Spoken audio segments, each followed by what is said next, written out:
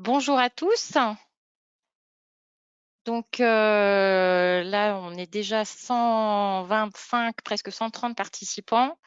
Donc bienvenue pour ce webinaire. Je suis Myriam Victor, chef de projet chez Jury Travail, et bienvenue donc dans cette webconférence qui est à la fois à destination des entreprises, des chefs d'entreprise ou des RH, et à la fois à destination des élus de CSE. Face à la crise sanitaire que nous traversons actuellement, nous savons que vous avez beaucoup de questions, notamment suite aux récents décrets et ordonnances qui continuent de sortir. Maître Arnaud nous parlera d'ailleurs de 2 décrets qui sont sortis encore pas plus tard que ce matin, précisément sur le sujet qui nous rassemble aujourd'hui, à savoir le chômage partiel. Chez Jury Travail, nous avons souhaité nous mobiliser à vos côtés en vous faisant bénéficier de toute l'information juridique dont nous disposons et aussi en vous ouvrant notre réseau d'experts. Nous avons donc la chance aujourd'hui de recevoir Maître Arnaud, avocate en droit du travail et en droit de la sécurité sociale au barreau de Paris. Bonjour à vous, Maître, et merci beaucoup Bonjour. d'être parmi nous. Bonjour à tous et merci de m'avoir proposé donc d'animer cette conférence sur un sujet, je dirais, brûlant, qui suscite beaucoup de questions, donc que ce soit du côté employeur ou salarié, et notamment avec des décrets qui tombent un peu tous les jours, dont un de ce matin, comme vous l'avez indiqué. Donc cette webconférence traitera donc du chômage partiel. Nous aborderons beaucoup de points. Vous avez été très nombreux à nous envoyer vos questions en amont de cette webconférence. Nous les avons transmises à Maître Arnaud qui va y répondre durant cette session. Nous avons prévu en gros un webinaire de 45 minutes et on va essayer de s'y tenir. Juste avant de démarrer, quelques petites informations que je tenais à préciser. Comme vous le savez sans doute déjà, mais au cas où certains nouveaux participants seraient parmi nous, nous avons mis en place sur Jury Travail une page qui rassemble toutes les informations que nous avons sur le sujet de la crise sanitaire que nous traversons aujourd'hui. Et vous retrouvez donc toutes ces informations sur la page www.jurytravail.com/coronavirus. Et cette page répertorie donc tous nos articles, tous les webinaires passés et à venir, des vidéos. Donc n'hésitez pas à venir la consulter pour trouver les informations dont vous avez besoin. Et si vous avez besoin de conseils juridiques, nous avons également précisé les coordonnées de Maître Arnaud sur la présentation que vous voyez actuellement sur votre écran. N'hésitez pas à la contacter pour des questions un petit peu plus précises et particulières. Donc, commençons maintenant avec vos questions. Et nous allons d'abord commencer par des questions très générales qui vont du coup nous servir un petit peu d'introduction. Ce sont des questions que nous posent des employeurs, notamment sur comment mettre en place le chômage partiel, qui peut en bénéficier, quand reçoit-on les indemnisations, et même un employeur qui se demande s'il peut attendre le versement des indemnités pour pouvoir rémunérer ses salariés en chômage partiel. Donc, je vous laisse répondre à toutes ces questions, Maître. Merci. Alors, déjà, qui peut bénéficier donc de l'activité partielle? Alors, c'est tout employeur et toute entreprise, en fait, au sens large du thème, hein. Donc, ça veut dire société, association, toute entreprise, en fait, du secteur privé qui applique, en fait, le code du travail avec ses salariés. Ça n'a rien de nouveau, hein, puisque c'est même une circulaire de 2013 qui le rappelait déjà. Donc, quelle que soit la forme juridique de votre entreprise, vous pouvez donc accéder au dispositif de l'activité partielle. En revanche, je le rappelle quand même, c'est pas parce que en fait vous appliquez le code du travail que de facto vous êtes éligible au dispositif en fait de l'activité partielle et que vous pouvez l'appliquer comme bon vous semble. Non, en fait, il y a quand même 2 cas qu'il faut rappeler en introduction. C'est le premier, je parle en fait, hein, bien sûr, des circonstances exceptionnelles Covid-19. Hein. Eh bien, vous avez 2 cas. Vous avez l'entreprise qui fait donc l'objet d'une obligation de fermeture du fait de l'arrêté du 15 mars 2020. Donc, je pense aux magasins de vente ou aux restaurants, par exemple. Donc là, pas de problème. Vous êtes éligible à l'activité partielle Covid 2019. Et les entreprises dont l'activité, deuxième cas, est réduite en fait du fait du coronavirus. Donc ça veut dire que vous avez des difficultés d'approvisionnement, par exemple, des matières premières que vous devez avoir en fait qui n'arrivent pas à passer la frontière, par exemple, ou alors des baisses tout simplement de commandes. Bon, et là vous pouvez potentiellement, et il faudra motiver votre demande, je vais y revenir un petit peu plus tard, pour voilà, effectuer votre demande en fait de dispositif d'activité partielle. Les démarches, en fait, elles sont totalement dématérialisées, d'accord? Donc, vous devez absolument passer par le portail du gouvernement, c'est le site internet activitépartielle.emploi.gouv. Et là, en fait, en pratique, vous devez d'abord créer en fait votre profil entre guillemets pour avoir des identifiants. Et c'est une fois que vous aurez ces identifiants-là qu'ensuite vous pourrez faire votre demande via ce portail là. Donc il faudra cocher lorsque vous faites votre demande, il faudra bien cocher circonstances exceptionnelles Covid-19 parce qu'il y a bien cet encart-là qui est prévu dans ce cas-là. Et puis, bien sûr, et là, c'est extrêmement important, j'insiste là-dessus, il faut motiver sa demande. Parce que même s'il y a à peu près que 2000 caractères, il faut quand même motiver sa demande parce que après, il y aura des contrôles de l'inspection du travail et de la directe.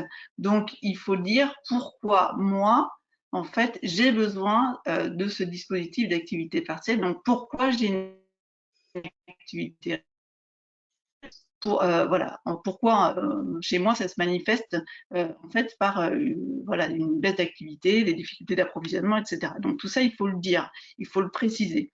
Vous avez ça aussi, il faut le préciser, jusqu'au 30 avril 2020 pour faire votre demande d'activité partielle. Et par rapport à la question qu'il y avait aussi, c'est que l'employeur doit verser aux salariés les indemnités pour les heures chômées, en fait, au moment habituel du salaire. Il ne doit pas attendre d'avoir, lui, les allocations de l'emploi pour, en fait, verser les indemnités aux salariés. Pour le salarié, ça ne doit rien changer. S'il est payé au mois le mois, il doit être payé à la même date, en fait, il doit percevoir ses indemnités donc d'activité partielle. Ensuite, l'employeur percevra les allocations qui sont versées par l'État selon les heures chômées qu'il aura déclarées, qu'il doit faire donc chaque mois. Et il y a à peu près un délai moyen de 12 jours pour percevoir les allocations entre la demande qui est faite sur le même portail, ça se passe au même endroit. Voilà, donc vous faites votre demande et 12 jours après environ, vous avez les allocations de l'État qui vous sont versées. Très bien, donc c'est assez rapide pour recevoir Voilà, c'est assez rapide. indemnisations. Ouais. Il y a une avance de trésorerie à faire, c'est sûr, mais après le remboursement arrive quand même assez vite. Alors, il y a juste quelques auditeurs qui nous signalent qu'ils ont des problèmes de son.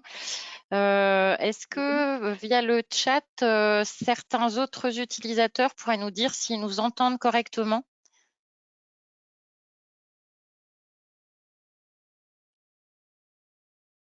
Alors, a priori, on me dit qu'il n'y a aucun souci. Oui, il y a beaucoup de monde, merci à vous, qui me dit qu'il n'y a plus de problème de son du tout, donc c'est parfait. Bon, Nous poursuivons avec la question suivante. Qui est assez technique, que se posent de nombreux chefs d'entreprise et RH. Pouvez-vous nous expliquer en détail le régime fiscal et social, et si possible en détaillant un petit peu les taux, de l'indemnité de chômage partiel? Ouais. Alors, du point de vue fiscal, il n'y a eu aucune exonération. C'est comme du salaire, c'est soumis à l'impôt sur le revenu. Donc ça, voilà, faut pas y échapper, c'est comme ça. D'ailleurs, sur le bulletin de paie des salariés, ils le verront, puisqu'il y aura quand même le prélèvement à la source qui sera effectué sur les indemnités d'activité partielle. Ensuite, d'un point de vue régime social, là, vous avez une exonération totale sur les cotisations de sécurité sociale et les prélèvements alignés, c'est-à-dire cotisations chômage, retraite, AGS, etc. En fait, ça n'est soumis qu'à la CSG-CRDS. Alors, à des taux, en effet, qui sont à préciser, La CSG, c'est au taux de 6,20%. La CRDS au taux de 0,5%, ce qui nous fait un total de 6,70% sur une assiette de 98,25% après abattement en fait d'1,75% pour frais professionnels. Donc en tout, 6,70% sur une assiette de 98,25%. Très bien, merci beaucoup. Et comment définir le prévisionnel lors de la demande de chômage partiel? Parce que les employeurs n'ont aucune garantie d'une reprise d'activité et de quand exactement l'activité pourra reprendre normalement. Ouais. Et y a-t-il une durée maximale autorisée pour l'activité partielle? Alors oui, il y a une durée maximale qui a d'ailleurs été allongée puisqu'à l'origine c'était 6 mois et elle est passée à 12 mois. C'est-à-dire que maintenant vous pouvez faire une demande sur 1 an. Donc c'est quand même une période déjà importante. Ensuite, alors il y a deux cas de figure. Si vous avez une reprise préalable avant la durée prévisionnelle que vous avez indiquée, il n'y a pas de difficulté, hein. Vous en informez simplement en fait la directe parce que c'est un maximum que vous avez, qui vous a été octroyé. Si vous l'utilisez pas, je dirais tant mieux pour l'État et puis tant mieux pour vous aussi puisque ça veut dire que ça va mieux. En revanche, si vous n'avez pas déclaré assez, vous avez donc besoin de prolonger, à ce moment-là, il faut faire une nouvelle demande. Il faut faire une nouvelle demande d'activité partielle en expliquant, comme je vous l'ai dit en introduction, pourquoi vous avez toujours cette baisse, par exemple, d'activité, ou si vous êtes totalement fermé, pourquoi. Et vous sollicitez à nouveau par rapport à l'instant T, à votre situation au jour de la demande, en fait, voilà ce qui justifie en fait cette prolongation, en fait, cette nouvelle demande. Mais il faut relancer le process en fait de l'activité partielle. Très bien. Pour la mise en place du chômage partiel, normalement, les élus du CSE doivent être informés. Est-ce qu'une simple information suffit ou il faut à tout prix demander l'avis des élus? Et donc, est-ce qu'il faut mettre en place une information consultation? Alors oui, il faut mettre en place une information consultation, puisqu'en fait, il faut recueillir l'avis du CSE. Et d'ailleurs, cet avis, il doit être joint à la demande d'activité partielle. Alors, si vous l'avez pas fait au moment de la demande, c'est pas grave, mais vous devez consulter en fait le CSE dans un délai de 2 mois maximum. Et de toute façon, il faudra joindre cet avis dans votre profil, entre guillemets. Donc sur le portail en fait de l'activité partielle, il faudra ajouter l'avis du CSE. Donc c'est obligatoire si l'employeur évidemment est doté du CSE. Et donc c'est une information consultation et on doit bien indiquer les motifs de recours au CSE hein, pour qu'il rende un avis éclairé, les motifs de recours, pourquoi on a besoin d'avoir recours à l'activité partielle, les catégories professionnelles qui sont concernées, les activités concernées, comment ça va se passer concrètement, si c'est une activité partielle totale, c'est-à-dire personne ne travaille, si en revanche on met en place un roulement, etc. Quels sont les critères en fait pour chaque catégorie en fait de salariés. Alors justement, il y a un élu qui nous demandait, enfin qui nous posait la question suivante. En tant qu'élu CSE, nous n'arrivons pas à savoir quels salariés sont touchés par l'activité partielle. Y a-t-il délit d'entrave? Il semble également que certains salariés soient au chômage partiel et d'autres pas, alors qu'ils travaillent dans le même service. Est-ce que c'est légal? Alors non, ça c'est pas légal parce qu'en fait, alors normalement c'est curieux parce que le CSE s'il est consulté, s'il doit rendre un avis, il doit avoir tous les éléments. Donc c'est-à-dire il doit savoir qui va être, enfin quelle catégorie de salariés va être en chômage partiel et qui ne continuera à travailler normalement. Parce qu'il faut avoir quand même à l'esprit que l'activité partielle c'est un dispositif collectif. C'est-à-dire qu'on n'a pas à individualiser en fait les choses selon un tel ou un tel. On raisonne en fait par atelier ou service. Donc ça veut dire, par exemple, j'ai une société qui a un service administratif. Le service administratif a encore un petit peu de travail, notamment pour les payes, j'en sais rien. Bon. À ce moment-là, on peut prévoir une activité partielle, non pas totale, mais une réduction d'horaire pour l'entier service administratif. Mais à l'intérieur du service administratif, on ne doit pas dire un tel ne travaillera pas du tout, un tel travaillera un peu, etc. Non. À ce moment-là, on organise un roulement, mais tout le monde est logé à la même enseigne. Donc, ça veut dire que vous pouvez avoir une personne enfin, les salariés qui vont travailler chacun leur tour 10 heures dans la semaine, ou alors une semaine sur deux, etc. Enfin, après, on imagine ce qu'on veut, mais on ne doit pas individualiser les choses. Et en revanche, par exemple, vous avez un autre service, un service production qui est complètement à l'arrêt parce qu'il n'y a plus de commandes, etc.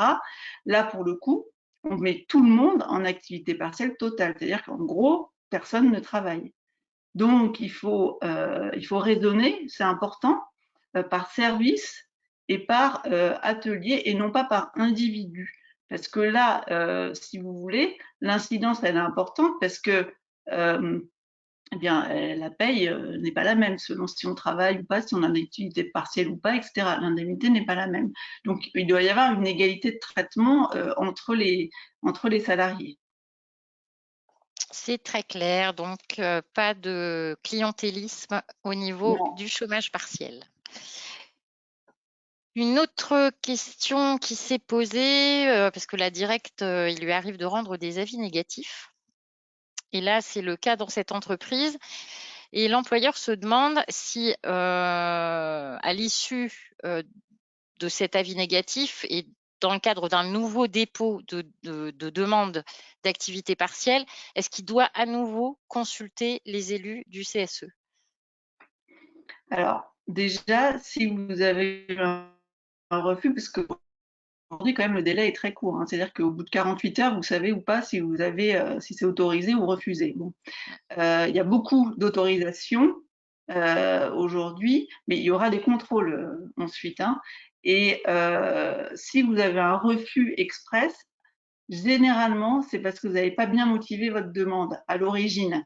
Vous n'avez pas bien expliqué pourquoi, ou soit vous l'avez bien expliqué, soit vous ne l'avez pas expliqué du tout. Pourquoi, en effet, vous avez besoin de recourir à l'activité partielle. Donc, je reviens sur ce que j'avais dit en préambule, mais c'est quand même important d'insister là-dessus, c'est qu'il faut absolument motiver la demande. Ensuite, en effet, si vous avez un refus de la directe, rien ne vous empêche de proposer, de reformuler une nouvelle demande, mais à ce moment-là, vous devez de nouveau consulter le CSE, parce que quelque part, c'est une nouvelle demande, c'est un nouveau dossier, et le CSE, il doit rendre un avis par rapport aux nouveaux éléments qui auront été présentés à la directe. Par exemple, si c'est sur la motivation, pourquoi j'ai recours donc au dispositif d'activité partielle, je dois aussi l'expliquer au CSE. Peut-être aussi qu'il y aura des différences entre votre première demande sur les services qui travailleront pas ou ceux qui travailleront un petit peu, etc. Donc, il y aura peut-être des ajustements de fait dans le temps. Donc tout ça, évidemment, le CSE, il doit le savoir, il doit être consulté une nouvelle fois. On reprend à zéro, en fait, hein. Voilà. Alors, je vais vous poser une petite question bonus qui se pose quand même pas mal parmi nos internautes. Dans certaines entreprises, le CSE n'a pas été mis en place, Ouais. parfois par manque de respect du calendrier ou par carence de candidats. Ouais. Comment ça se passe du coup? Alors en fait, normalement, hein, on le rappelle, il devait y avoir les élections plus tard au 31 décembre 2019. Mm. Alors c'est sûr que ça peut poser une difficulté si aujourd'hui vous n'en avez pas alors que vous auriez dû organiser les élections.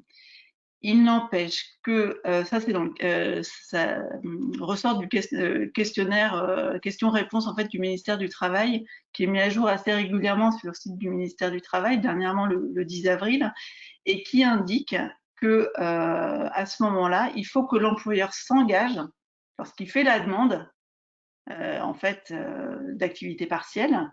Il faut aussi qu'il s'engage à organiser les sélections professionnelles dans un délai très court. Voilà. Donc évidemment, aujourd'hui, on peut avoir des difficultés pour organiser des élections parce que les gens ne sont pas là, ils ne peuvent pas venir. Donc soit on met en place, parce que c'est possible aussi par les nouvelles dispositions qui sont sorties, on met en place un vote à distance, soit on attend le déconfinement, en fait, qu'on reprenne une activité normale. Mais en tout cas, il ne faudra pas tarder parce que il y aura des contrôles de la directe. On en est sûr, ça a déjà été annoncé. Donc, il faudra être très vigilant là-dessus. Il faut s'engager à organiser les élections dès que concrètement on pourra le faire. Voilà. Mais aujourd'hui, si vous n'avez pas de CSE alors que vous auriez dû en avoir, ça n'est pas bloquant par principe pour faire votre demande d'activité partielle. Voilà. Très bien, merci beaucoup. Alors, on reste sur la thématique des élus et du chômage partiel. Est-ce qu'un élu peut être exempté du chômage partiel si la totalité de son service est placée en activité partielle, et doit-il donner son accord? Alors, pour le coup, il y a l'ordonnance du 27 mars 2020 qui est très claire sur le sujet et qui dit bien que l'activité partielle s'impose aux salariés protégés. Donc, on n'a pas besoin de l'accord du salarié protégé, dès lors évidemment que l'activité partielle, elle affecte soit l'entreprise entière, soit l'établissement ou le service auquel le salarié protégé en fait est rattaché. Donc ça, c'est à titre exceptionnel et dérogatoire jusqu'au 31 décembre 2020. Voilà, mais on a l'ordonnance qui est parfaitement claire, on n'a pas besoin de l'accord du salarié protégé dans ce cadre-là, des circonstances exceptionnelles pour le Covid-19. Très bien, merci. Alors ensuite se posent des problèmes par rapport à la rémunération de leurs heures de délégation et sur même la pause de ces heures de délégation. Est-ce qu'ils peuvent les poser en dehors du temps de travail prévu par l'activité partielle, et comment sont-elles rémunérées? Alors, il faut d'abord rappeler que l'activité partielle, même si ça suspend le contrat de travail, ça ne suspend en aucun cas le mandat représentatif. Donc, ça veut dire que les élus peuvent exercer en fait tout à fait normalement leur mandat et poser en fait prendre leurs heures de délégation à n'importe quel moment, soit quand ils travaillent, soit en dehors de leurs heures de travail pour les heures entre guillemets chômées en fait. Donc, vous avez deux cas. Le premier cas, en fait, les heures de délégation, elles sont effectuées pendant le temps de travail habituel. Bon, bah, il n'y a pas de problème dans le sens où elles doivent être rémunérées de manière tout à fait classique et normale. En revanche, dans un second cas, si les heures de délégation, en fait, elles sont posées pendant l'activité partielle, donc pendant les heures chômées, il en a la difficulté, l'élu, parce qu'il exerce son mandat à ce moment-là. Donc, il peut le faire hors son temps de travail, pendant l'activité partielle.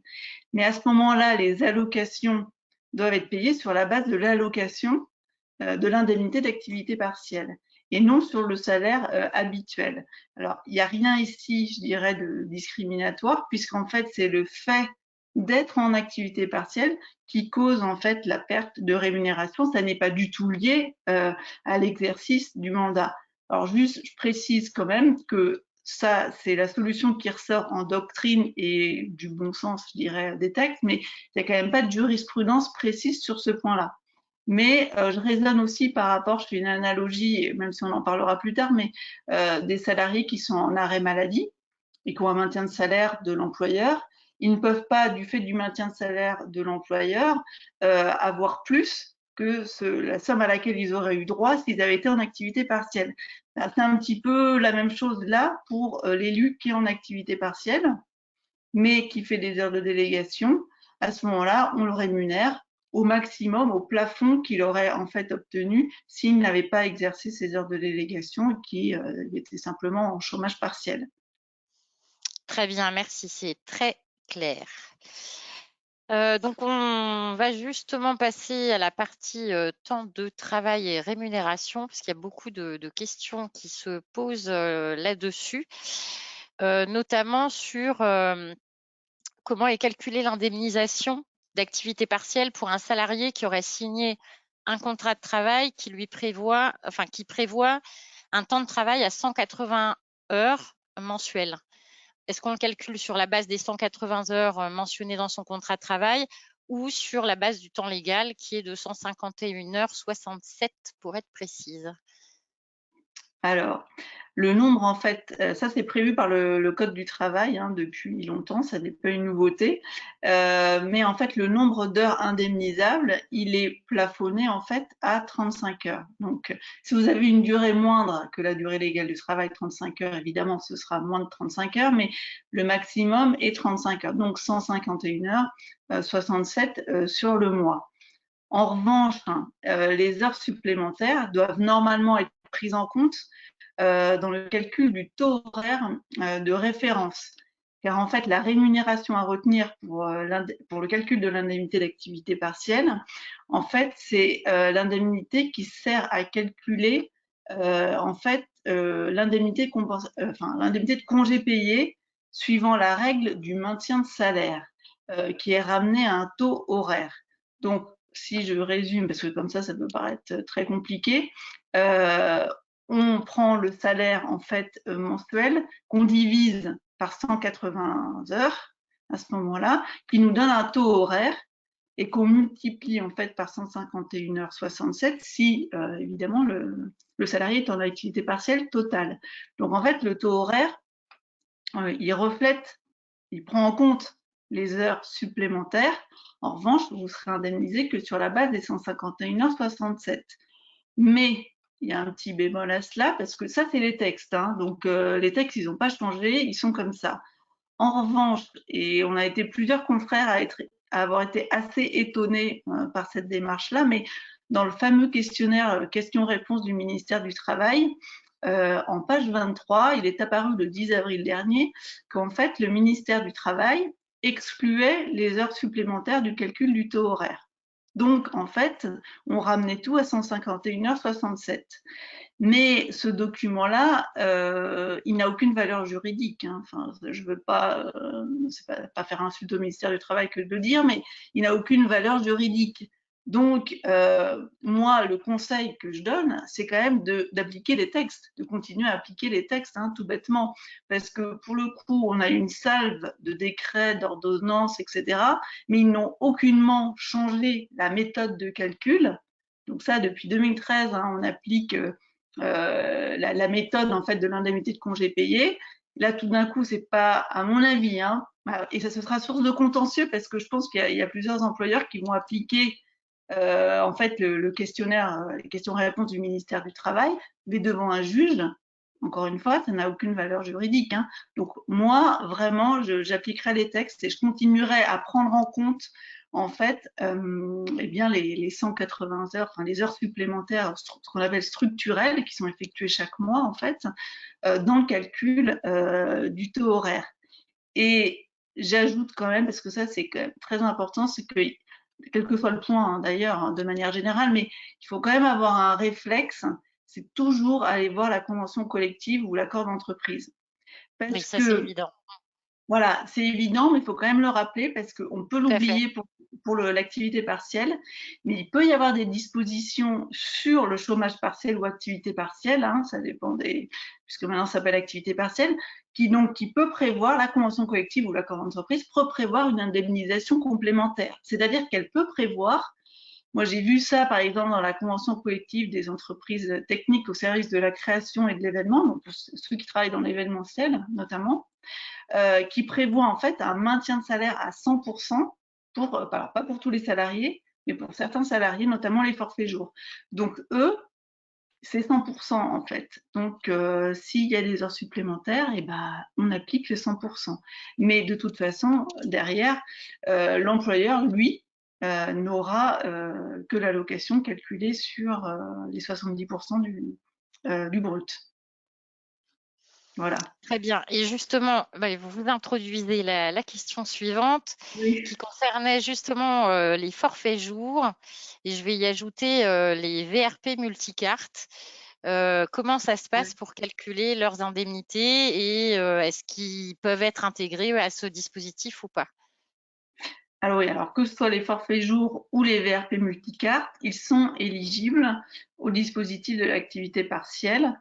Donc, il n'y a pas de difficulté. Alors, pour les forfaits jours, c'est l'ordonnance du 25 mars 2020 qui le prévoit et qui a élargi le dispositif, puisqu'avant, les forfaits jours, c'était que s'il y avait une fermeture en fait de l'entreprise ou l'établissement. Maintenant, c'est aussi quand il y a une réduction d'horaire. Donc, il n'y a pas de difficulté pour les forfaits jours. Alors maintenant, pour la détermination en fait du nombre d'heures qui sont prises en compte pour le calcul de l'indemnité de l'activité partielle, on doit convertir en fait les heures en heures, le nombre de jours qui sont affectés par l'activité partielle. Et là, donc, un décret qui est du 16 avril 2020 qui a été publié ce matin au journal officiel, donc qui est applicable et qui nous dit comment faire. Bon, il n'y a pas trop de surprises, on s'en doutait, mais c'est quand même bien que ce soit écrit maintenant. Donc, une journée non travaillée pour un forfait jour, donc en activité partielle, ça vaut 7 heures chômées. Une demi-journée, c'est 3h30. Une semaine entière chômée, c'est 35 heures non travaillées, en fait. C'est pour calculer l'indemnité d'activité partielle. Alors, on nous dit quand même aussi, et ça c'est dans le décret, hein, que pour les jours de congés payés, de repos qui seraient pris et les jours fériés qui sont non travaillés, on doit les déduire en fait, on les convertit en heures hein, selon la même méthode et on doit les déduire des heures chômées puisqu'en effet là c'est l'employeur qui les paie à 100%. Il n'y a pas de diminution hein, de la rémunération, ça doit être payé à 100% et ça ne donne pas le droit du coup en parallèle à l'allocation en fait l'indemnité de l'État derrière. Donc on doit décompter les jours de repos, les jours de congés payés pris et les jours fériés non travaillés de décompte de l'indemnité d'activité partielle. Donc ça c'est pour les jours. J'espère que c'est clair parce que Oui, c'est assez complexe, mais vous avez été très clair dans vos réponses en tout cas. Merci. Et on reparlera après des RTT et des congés également, on développera un petit peu plus. Oui, voilà, on y reviendra parce qu'en fait, c'est le même raisonnement. Mais il faut, voilà, c'est-à-dire qu'il faudra quand même pour les forfaits jours, en fait, sortir du calcul eh bien, les jours de repos, les jours fériés non travaillés et les RTT pris par le salarié. Voilà. Donc, pour les VRP multicartes, c'était le second volet. Donc, ils sont également éligibles à l'activité partielle. Ils sont également concernés par le décret qui a été publié ce matin au journal officiel. Et alors là, en effet, parce qu'il y avait une grosse interrogation sur comment calculer l'indemnité d'activité partielle, notamment pour les VRP multicartes, qui ont des commissions, etc. Et donc là, le décret nous dit que le salaire de référence, donc pour calculer l'indemnité d'activité partielle, c'est en fait la moyenne des éléments de rémunération variable. S'il n'y a que du variable, on prend évidemment que le variable. S'il y a fixe variable, on prend fixe plus variable. Donc cette moyenne en fait des éléments de rémunération des 12 derniers mois qui précèdent le placement en activité partielle. D'accord. Si vous avez été embauché il y a moins de 12 mois, on prend à ce moment-là l'intégralité des mois travaillés hein, avant le placement en activité partielle. On doit déduire quand même du salaire de référence la part qui correspond aux frais professionnels. Donc ça, c'est important de le dire, et aussi à tout ce qui n'est pas affecté en fait par une baisse d'activité et qui sont alloués en fait à l'année. Voilà. Mais on prend sinon la rémunération variable donc des 12 mois qui précèdent le placement en activité partielle. Très bien. Donc, ça introduit là encore la question qui suit sur les primes, les différents éléments de salaire qui rentrent dans la base de calcul de cette indemnisation d'activité partielle pour les salariés. Est-ce que les variables, les commissions, les variables sur objectif rentrent bien dans le calcul de cette indemnisation pour les salariés? Alors, la rémunération à retenir, hein, comme je vous l'ai dit tout à l'heure, qui sert en fait d'assiette de calcul à l'indemnité, eh bien, c'est l'indemnité, le congé payé, en fait, suivant la règle du maintien de salaire. Donc, ça veut dire qu'on va prendre en compte, évidemment, le salaire brut, les avantages en nature aussi, faut l'indiquer, faut le préciser, et les primes et indemnités qui sont versées en complément, en fait, du salaire et qui ne sont pas, je dirais, exceptionnelles. Donc, on inclut la prime d'ancienneté, prime d'assiduité, les astreintes, les commissions, les primes sur objectif. Et on exclut en revanche les primes de fin d'année, intéressement, 13e mois, par exemple. Alors, pour le variable ou la prime sur objectif, vous avez 2 méthodes en fait possibles pour le calcul. C'est-à-dire que soit vous prenez la part variable, parce que ça dépend aussi si la prime sur objectif, elle est payée chaque mois ou si elle est payée, par exemple, 2 fois dans l'année. Donc, si elle est payée au mois le mois, à ce moment-là, on prend la part qui vous a été, du variable de la prime sur objectif qui vous a été versée le mois avant en fait le placement en activité partielle. En revanche, si ça n'est pas le cas, on fait une moyenne des 12 mois précédents, le placement en activité partielle. Et à ce moment-là, c'est pris en compte pour le calcul de l'indemnité d'activité partielle. Très bien. Alors, parlons maintenant des arrêts maladie et du chômage partiel. Il y a beaucoup de questions qui ont été posées sur les salariés qui auraient été en arrêt de travail pour garde d'enfants de moins de 16 ans, ce qui est prévu dans le dispositif Covid-19 actuel. Est-ce qu'un employeur peut exiger qu'un salarié qui a ce type d'arrêt de travail bascule en activité partielle avec l'intégralité de son équipe? Alors en fait, il faut distinguer deux choses, deux situations. Celle dans laquelle en fait l'entreprise, l'entreprise ou le service auquel est rattaché le salarié est totalement fermé, interrompu, ou alors s'il y a une activité réduite au sein du service dans le cadre de l'activité partielle. Alors si vous êtes dans le premier cas, c'est-à-dire qu'il y a une fermeture de l'entreprise ou du service dans lequel vous travaillez, c'est-à-dire personne n'y travaille. À ce moment-là, comme en fait la justification de l'arrêt, c'est en fait d'indemniser le salarié qui peut pas se rendre sur son lieu de travail parce que, enfin pour des mesures de protection, soit parce qu'en effet il doit garder des enfants, il doit garder son enfant, et donc le but évidemment c'est que voilà, il peut pas travailler, donc il doit être aussi protégé et doit rester chez lui. À ce moment-là, en fait, cet arrêt de travail n'a plus lieu d'être, il n'a plus d'objet, puisque là, le service ou l'entreprise est totalement fermé. Donc, vous passez, en fait, enfin, le salarié passe en activité partielle également. Donc, l'arrêt peut prendre automatiquement fin avec le passage, en fait, en activité partielle du service, parce que, je le répète, hein, c'est une activité partielle totale, c'est-à-dire qu'il n'y a plus du tout de travail. L'employeur peut choisir aussi d'aller au terme en fait de l'arrêt et de placer le salarié à la fin de l'arrêt en activité partielle. Si en revanche, on est dans le second cas, il y a une réduction d'activité au sein de votre service, c'est-à-dire qu'il continue à tourner peu, mais à tourner. À ce moment-là, il n'est pas possible de cumuler sur une même période activité partielle et les indemnités de la sécurité sociale. Donc l'employeur ne peut pas placer le salarié en activité partielle pour réduction d'horaire si il y a un arrêt pour garde d'enfant qui est en cours. Ça, c'est pas possible.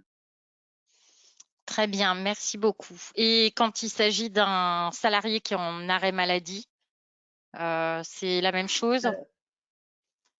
Alors, c'est-à-dire si donc vous êtes en activité partielle et vous tombez malade, à ce moment-là, le bénéfice en fait du dispositif de l'activité partielle s'interrompt pendant la durée de l'arrêt. D'accord? Donc, c'est votre arrêt maladie qui prévaut. D'accord? Vous allez percevoir les indemnités de la sécurité sociale sans délai de carence.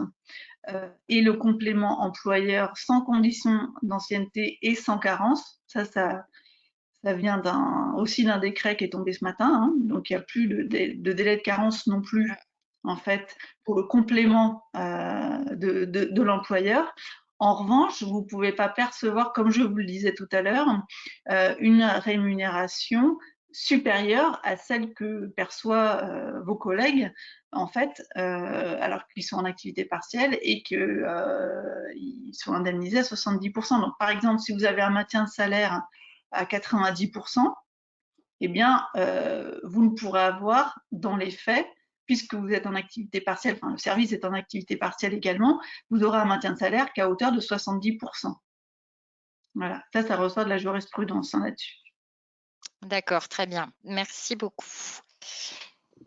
Alors, on va essayer d'accélérer un peu parce que je vois l'heure qui tourne et on Ah a oui. encore deux, trois sujets à voir. D'abord, donc les congés payés, RTT, jours fériés. Là, on arrive au mois de mai. Les jours fériés, il y en a beaucoup sur le mois. Sont-ils rémunérés à 100% par l'employeur et non pris en charge par le chômage partiel? Y a-t-il des différences si le jour férié est travaillé ou pas? Alors oui, il faut bien distinguer si, s'il s'agit d'un jour, travaillé ou chômé dans l'entreprise. Premier réflexe, encore une fois là-dessus, c'est aller consulter la convention collective ou l'accord d'entreprise qui fixe la liste, en fait, des jours fériés chômés. D'accord? Et donc ensuite, si c'est un jour férié chômé, il n'y a que le 1er mai, hein, sinon, qui est obligatoirement un jour férié chômé. D'accord? Donc, si vous êtes dans le cas d'un jour férié chômé, ils ne doivent pas entraîner en fait une perte de rémunération. Ça sort du Code du travail. Donc, c'est une règle d'ordre public. Donc, l'administration en a déduit que l'employeur doit les rémunérer à 100%.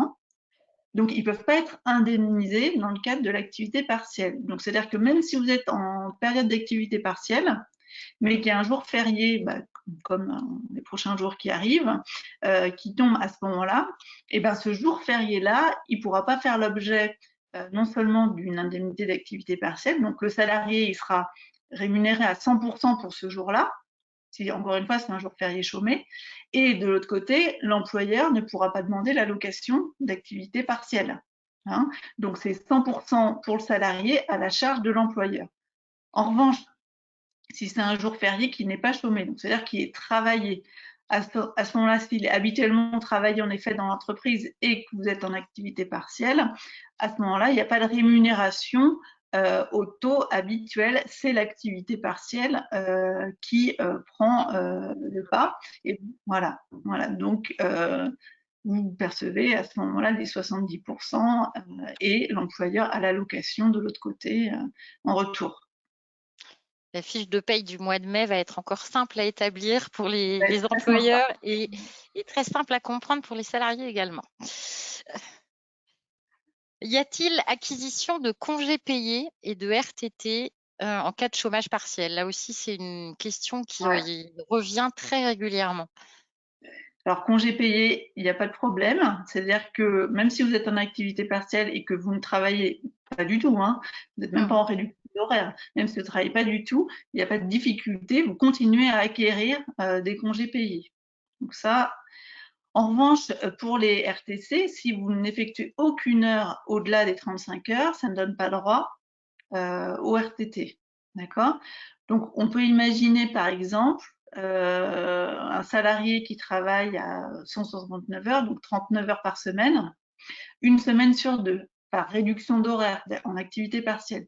La semaine où il travaillera, il fera ses 39 heures, là, il va acquérir ses RTT, et la semaine où il travaillera pas du tout parce qu'en activité partielle, à ce moment-là, il ne va pas acquérir de RTT. Voilà. D'accord, très bien. Donc, différenciation à faire entre les congés payés Ouais, et les ouais, RTT. et les RTT, ouais. Alors ensuite, d'autres thématiques connexes. Le télétravail et l'activité partielle sont-ils compatibles? Alors, oui, c'est vrai qu'en fait, il y a eu une mauvaise communication, je pense, On de est la bien part. d'accord. C'est-à-dire que on ne peut pas cumuler sur une même heure de travail, évidemment. Euh, enfin, c'est-à-dire qu'un salarié ne peut pas télétravailler et pour la même heure télétravailler, être au chômage partiel. Non. S'il télétravaille, il travaille. Donc, il n'y a pas de chômage partiel pour cette heure-là. En revanche, de manière plus globale, en fait, le télétravail n'est pas incompatible avec l'activité partielle. Par exemple, vous pouvez être en réduction d'horaire, mais pendant les heures où vous travaillez, vous pouvez très bien télétravailler. Donc, en fait, ce que ne veut pas le ministère du Travail, ce qui est tout à fait normal, hein, c'est que l'employeur ne sollicite pas des allocations, en fait, pour les heures télétravailler parce que travailler. Et en fait, l'activité partielle, c'est simplement pour les heures chômées, totalement chômées, donc pas travailler. Voilà, il faut être clair là-dessus. Oui, et je rebondis justement là-dessus pour faire allusion à un email qu'on a reçu ce matin d'un salarié qui nous expliquait que tous ses collègues et lui-même s'étaient rendus au travail et enfin depuis le début du mois d'avril, et que leur employeur leur avait signifié qu'ils étaient en activité partielle depuis le début du mois d'avril. Donc oui, votre employeur aurait dû vous avertir avant. Ah oui. Là, en cas de contrôle, il est probable qu'il ait des ennuis avec l'administration. Ah bah oui, oui, c'est sûr, hein. Ouais.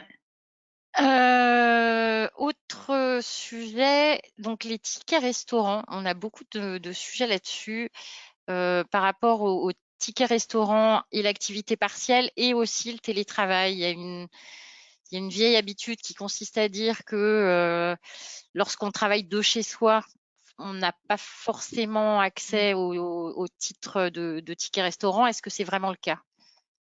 Alors non, c'est-à-dire qu'en fait, les tickets restaurants sont maintenus, hein, pour les salariés qui sont en activité, c'est-à-dire en activité partielle, qui travaillent sur site, et aussi pour les salariés qui sont en télétravail. En fait, on va simplement regarder si les conditions de travail sont identiques. Alors, je veux dire, évidemment, il y en a un qui est chez lui et l'autre qui n'est pas chez lui, mais on va regarder en fait les vacations, c'est-à-dire d'ailleurs, c'est rappelé, hein, sur le site de l'URSSAF, hein, la problématique des tickets restaurants. C'est-à-dire que si vous travaillez matin et après-midi, que vous travaillez sur site ou en télétravail, vous avez droit au ticket restaurant.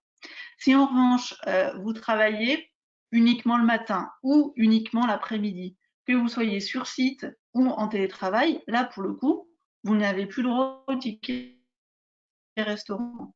Donc, en fait, on va regarder simplement les vacations, c'est-à-dire quand est-ce que vous travaillez, si c'est une demi-journée ou toute la journée, en résumé. Très bien, c'est très Mais clair. voilà, Merci. télétravail ou travail ticket restaurant. Alors, il y a eu aussi beaucoup de communication contraire, hein, sur les formations et l'activité partielle.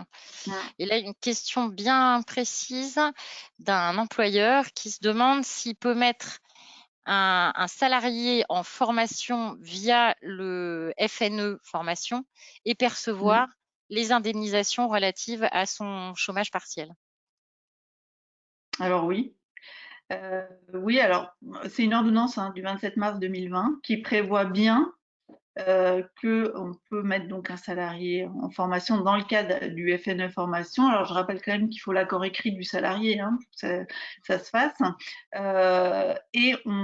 Donc, l'employeur cumule en fait les avantages liés aux coûts pédagogiques qui lui sont remboursés et à l'indemnisation de l'activité, au titre de l'activité partielle. En revanche, ce qui est important, c'est le taux, c'est-à-dire que c'est le taux de droit commun qui est appliqué, c'est 70% et non pas 100%, comme on l'avait Annoncé entendu au au départ. départ. Ouais, voilà. Donc D'accord. maintenant, on est sur le taux de droit commun 70%. Mais il y a bien que le cumul, autrement, sur le principe, il est possible. Il n'y a pas de difficulté. Alors, une dernière question, parce qu'on a déjà débordé un petit peu, justement par rapport au recours Ouais. possible de l'administration, et notamment a posteriori. Là, on est en phase de crise, le chiffre d'affaires ne rentre plus, on place ses salariés en activité partielle. Mais que se passera-t-il si, à la fin de l'année, finalement, on a récupéré tout le retard sur le chiffre d'affaires? Est-ce que l'État pourrait pas demander un remboursement en disant, bon, bah, finalement, vous êtes rentré un petit peu dans vos frais, donc l'activité partielle, on vous la supprime? Alors non, parce qu'en fait, ce qui se passe, c'est que le dispositif d'activité partielle, enfin, l'éligibilité à ce dispositif-là, il se regarde par rapport à un instant T. Donc, c'est d'ailleurs pour ça, donc encore une fois, qu'il faut bien motiver sa demande dès le départ et expliquer pourquoi et avoir les documents en cas de contrôle justement a posteriori. Il faudra quand même avoir les preuves des baisses de commandes, des difficultés d'approvisionnement, etc. Pour justifier de cela. Si après vous avez mis les bouchées doubles, etc., et que vous avez réussi à vous en sortir et finalement à reconstituer à peu près votre chiffre d'affaires de l'année d'avant, sans crise, je dirais bravo et tant mieux pour vous. Mais la directe, elle va pas pouvoir vous sanctionner là-dessus, parce que autrement, ce serait même un contresens par rapport à l'économie et à ce qu'on veut faire aujourd'hui. Non, il s'agit d'aider les entreprises à l'instant T lorsqu'elles ont des difficultés à un instant T. Donc, on va pas regarder ensuite, dans un an, finalement, si elles s'en sont sorties ou pas. Voilà. Donc, non, là-dessus, à mon sens, il n'y a pas de difficulté. Hein. Très bien, merci beaucoup. Donc là, on a déjà débordé un petit peu du temps imparti. J'espère que ce format vous aura plu et que vous avez eu réponse à bon nombre de vos questions. Et je sais qu'elles sont très nombreuses. J'en ai vu beaucoup passer sur l'écran. Donc n'hésitez pas pour des questions un peu plus précises qui concernent une convention collective plutôt qu'une autre ou des calculs bien spécifiques à contacter Maître Arnaud. Vous avez donc toujours ces coordonnées à l'écran. Nous avons également mis en place chez Jury Travail une ligne solidaire avec des juristes qui vous répondent au téléphone. Donc, vous pouvez également les contacter pour des questions un peu moins pointues, plus généralistes. Et pour la suite, il y aura très vraisemblablement d'autres webconférences à venir. Donc, pour vous tenir informé, n'hésitez pas à consulter nos forums. Une collègue est en train de vous donner les adresses mail, enfin les adresses internet, pardon, de ces forums sur le chat. N'hésitez pas également à vous inscrire à nos newsletters. On vous tiendra informé bien évidemment par newsletter des futurs webinars. Notre page coronavirus les mentionnera également. Et pour les élus, je vous rappelle également que 2 groupes privés ont été créés sur Facebook et sur LinkedIn pour vous. N'hésitez pas à nous rejoindre aussi. Il me reste donc à vous remercier très chaleureusement, Maître Arnaud, pour la clarté et la précision de vos réponses. Je vous en prie, c'était un plaisir. Je mettrai, parce que c'est vrai qu'on a tendance à s'y perdre entre tous les textes, mais si, Oui. voilà, pour les personnes qui le souhaitent, je mettrai en ligne, en fait, via le site internet du cabinet, un tableau récapitulatif de tous les textes. Voilà, donc je le mettrai aussi sur la page de Jury Travail, il y a pas de difficulté parce que parfois, voilà, sous la salve de texte, c'est compliqué de s'y retrouver. J'espère en tout cas avoir été claire et je vous remercie également d'avoir fait appel à mes services.